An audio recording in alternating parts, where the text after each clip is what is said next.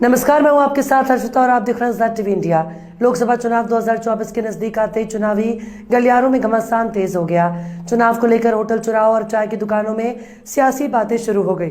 ऐसे में कौशाम्बी के लोकसभा चुनाव को लेकर सियासी पारा मापने और जमीनी हकीकत जानने के लिए हमारे chief editor Miraj Sheikh ground zero में उतरे। देखिए ग्राउंड रिपोर्ट। आज हम मौजूद हैं कौशाम्बी जिले के मौली गांव में। लोकसभा चुनाव नजदीक आते ही सरगर्मियां चुनाव की तेज हो गई हैं। ऐसे में हम मौली गांव पहुंचे हैं। वहां चुनावी पारा और सियासी पारा मापने के लिए यहां पे आए हुए हैं। आइए लोगों की जुबानी जानते हैं कि क्या कहते हैं लोकसभा चुनाव को लेकर। क्या राय है आपकी लोकसभा चुनाव को लेकर? बीजेपी ही पसंद है। मोदी जी, योगी जी को रखना है।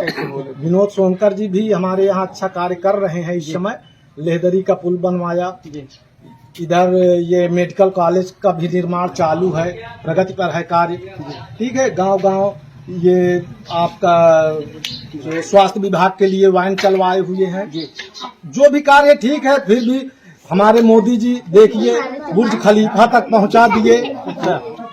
और लोग तो कह रहे हैं कि विपक्ष कह रहा है कोई काम ही नहीं हुआ, भ्रष्टाचार फैल गया है। जिसके पास उतराई नहीं होती है नाव में, वो सबसे पहले पैर रखता है। वो यही बोलता है कि कोई काम नहीं हो रहा। वो खुद समझे कि अब काम हो रहा है कि पहले, इसीलिए तो परेशान है। क्या फिर से सांसद बनेंगे इस बार कौशाम्बी? जी, सांसद बनेंगे, बीजेपी की सरकार बनेगी। यहाँ से भी कौशाम्बी से बीजेपी ही। क्या नाम है आपका? महेंद्र कुमार तिवारी। ये महेंद्र कुमार जी थे। और भी हमारे साथी हैं, क्या कहना चाहेंगे लोकसभा चुनाव?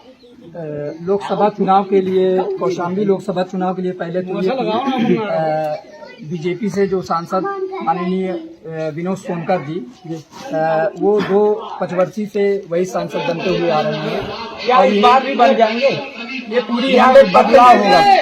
100% पूरे उम्मीद के साथ उनके काम को, उनके कार्यों को देखकर ये कहा जा सकता है कि इस बार भी कौशाम्बी की धरती पर सिर्फ और सिर्फ माननीय विनोद सोनकर जी ही सांसद बनकर आएंगे। एक शेर मैं सांसद जी के लिए कहना चाहूंगा। वो शेर ये है कि एक शेर मैं सांसद जी के लिए कहना चाहूंगा, कराया गया विकास का काम देख लेना, कराया गया विकास का काम देख लेना।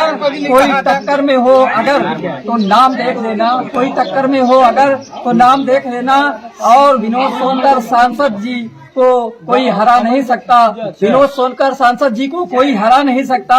इस बार भी 2024 का परिणाम देख लेना।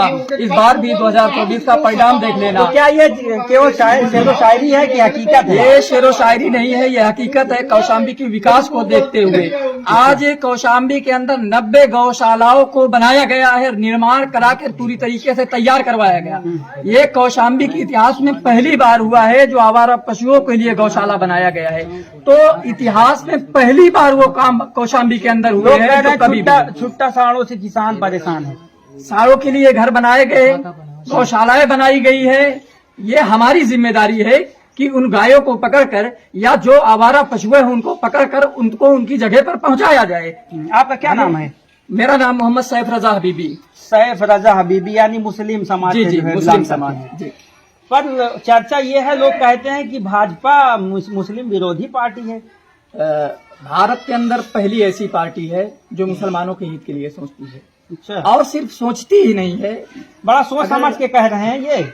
ये सोच समझ कर नहीं, पूरी जिम्मेदारी के साथ में और भारत की इतिहास पर ध्यान देते हुए 1947 से लेकर आज तक की इतिहास पर कांग्रेस की जो हुकूमतें रही हैं, कांग्रेस की हुकूमत में मुसलमानों को पीछे ढकेलने का काम किया गया है।